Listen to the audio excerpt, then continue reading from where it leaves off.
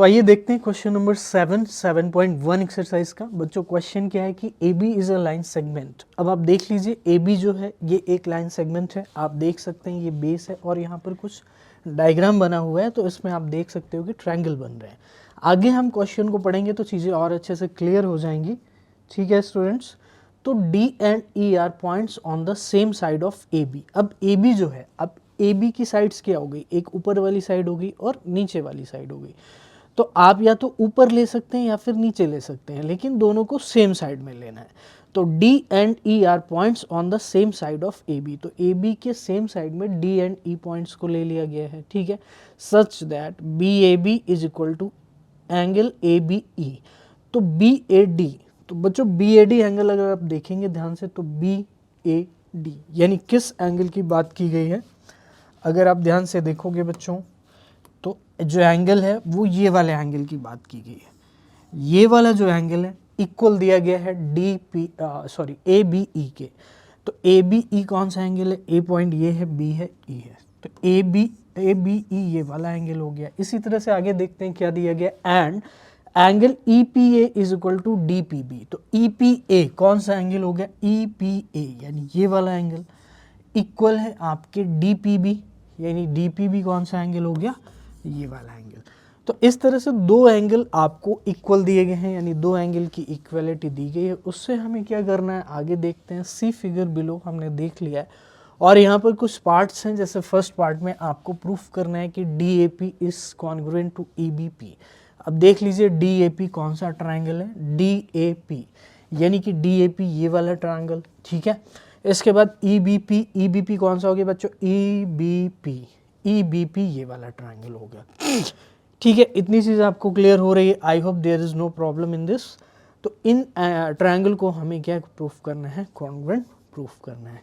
तो आइए हम लोग देखते हैं यहाँ पे कौन सा क्राइटेरिया लगेगा और कैसे हम इसको कॉन्ग्रुएंट को प्रूफ करेंगे। ठीक है, ओके, ये चीज़ क्लियर है। अब मुझे सिंपल सी चीज़ बताइए, अगर हम क्वेश्चन के फर्स्ट लाइन को देखेंगे, यानी जो फर्स्ट स्टेटमेंट दी गई है वो क्या दी गई है कि AB is a line segment and P is it's mid point.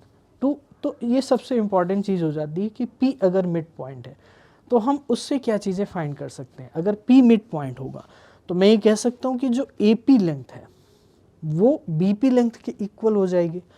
A से लेकर P तक की लेंथ B से लेकर P तक की लेंथ के इक्वल होगी। क्यों, क्योंकि जो P है वो आपका क्या है, मिड पॉइंट है। ठीक है, तो गिवन वगैरह लिख लेंगे आप। गिवन में क्या लिखेंगे, सबसे पहले स्टूडेंट्स लिखेंगे गिवन। ठीक है, AB is a line segment, AB is a line segment and P is it's mid point. P is it's mid point. P क्या है, इसका मिड पॉइंट है। पहली चीज़ ये होगी। ठीक है, दूसरी चीज़ इन एंगल्स को लिखेंगे कि एंगल BAD बराबर होगा एंगल ABE के। पहली चीज़। दूसरी चीज़ बच्चों, एंगल EPA बराबर गिवन है DPB के। तो एग्ज़ाम में कैसे करना है वो सारी चीज़ें मैं आपको बता रहा हूँ। एंड यहाँ पर आपको गिवन के बाद बच्चों क्या करना है, टू शो दैट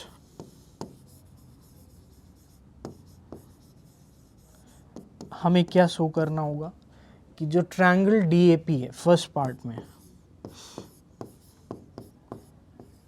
इस कॉन्ग्रुएंट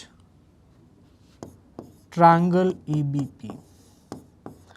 तो triangle DAP is congruent to triangle EBP। ठीक है, ये चीज़ आप देख पा रहे हैं, समझ पा रहे हैं, यहाँ तक आपको कोई भी दिक्कत नहीं होगी। दो एंगल इक्वल दिए गए।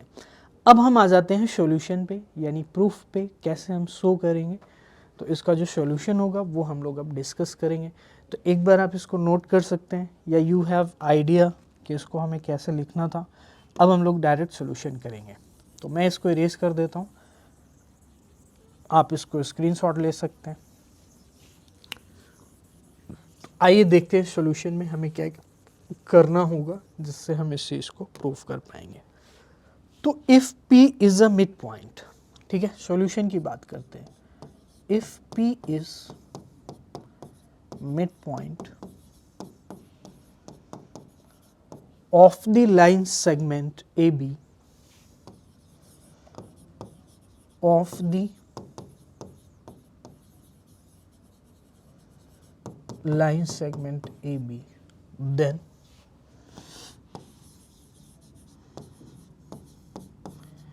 we can say कि जो AP लेंथ है वो इक्वल हो जाएगी BP के, जो AP लेंथ है वो इक्वल हो जाएगी BP के। ये चीज़ आपको क्लियर हो रही है, ठीक है। अब हम एक सिंपल सी इक्वेशन उठाते हैं। अगर हम इस एंगल की बात करें कि जो आपका यहाँ पर BAD है, तो BAD कौन सा एंगल है, आप ध्यान से देखिए, BAD के वाला एंगल है। और जो आपका DAP है, सॉरी EPA, वो कौन सा एंगल है, ये वाला है। और DPB कौन सा है, ये वाला है।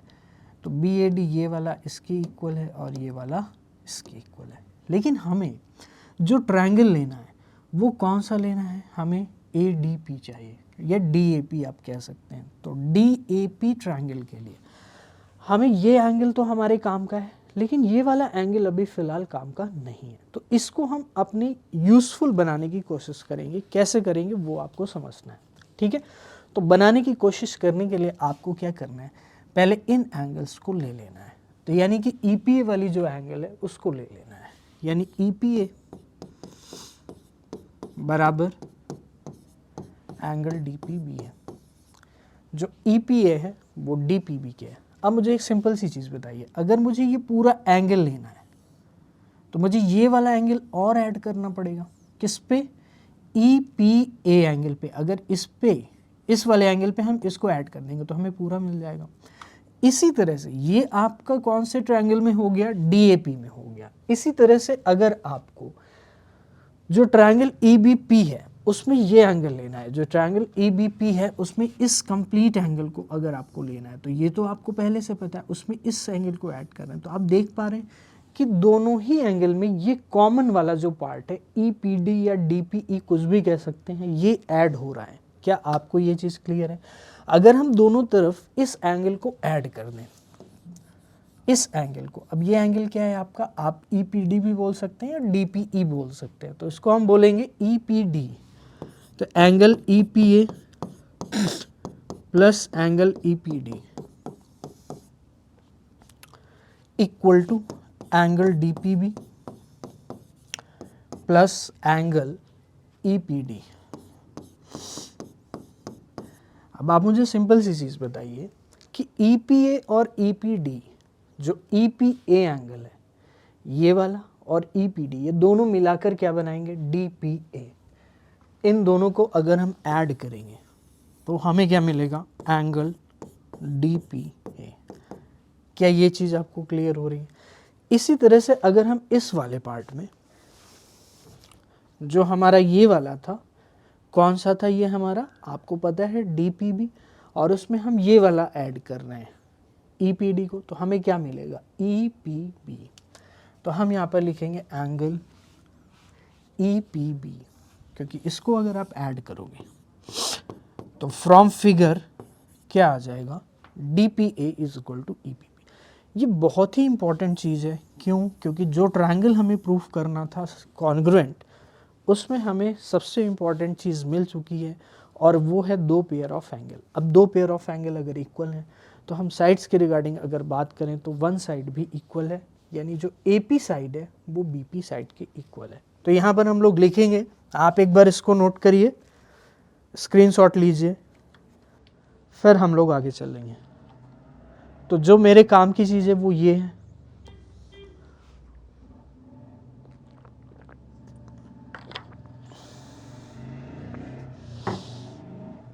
तो बच्चों आगे कैसे लिखना है वो मैं आपको बताने जा रहा हूँ। आपने इसको नोट कर लिया होगा, आइए देखते हैं।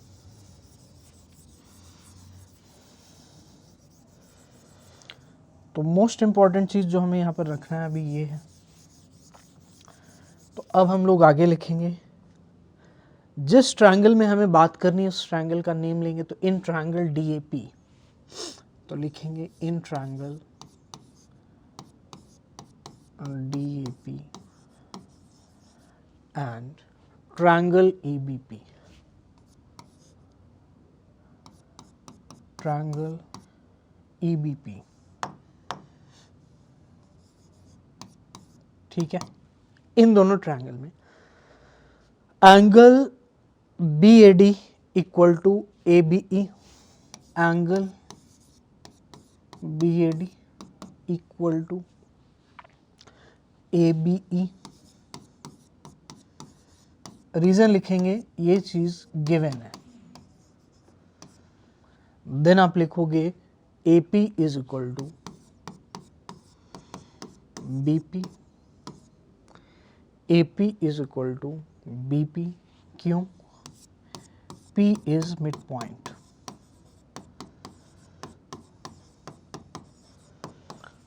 Of AB, P is mid point of AB।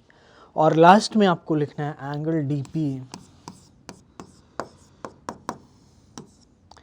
Angle EPB, shown above या proved above।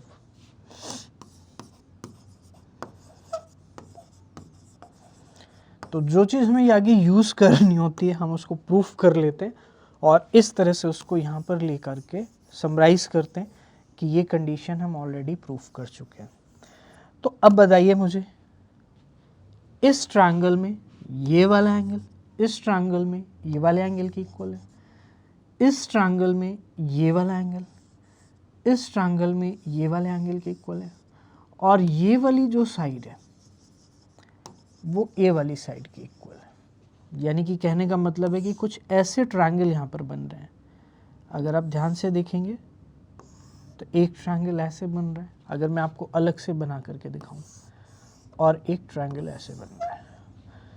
तो जो ये वाला एंगल है वो इसके इक्वल है, जो ये वाला है वो इसके इक्वल है, और जो ये वाली साइड है वो इस साइड के इक्वल है। तो कौन सा क्राइटेरिया यहाँ पर यूज हो रहा है? तो बेसिकली आप कह सकते हैं बाय ASA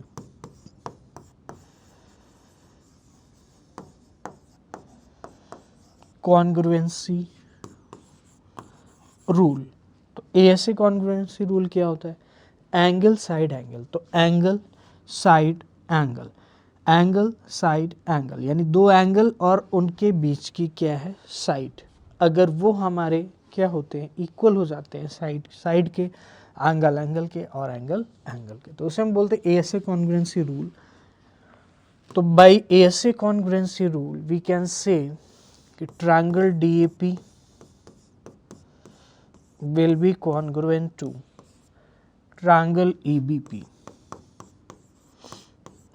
ये इंपॉर्टेंट चीज़ क्या हो जाती है यहाँ पर स्टूडेंट्स? प्रूफ हो जाती है।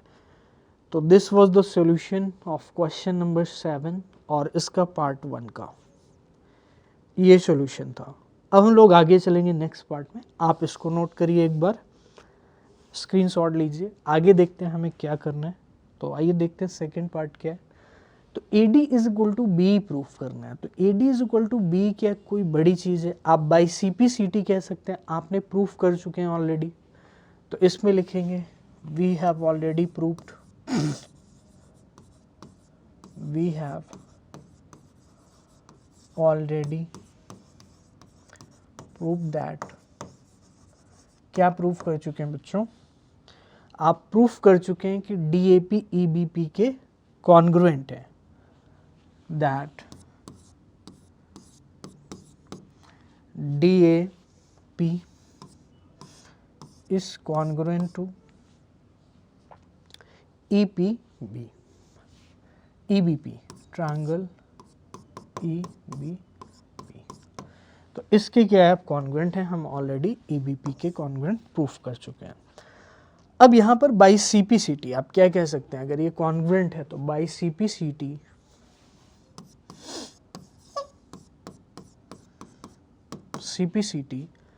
AD बराबर क्या हो जाएगा? B के। ए डी बराबर क्या हो जाएगा बी के। तो यही आपका क्या हो गया यहाँ पर प्रूफ हो जाता है। I hope there is no problem.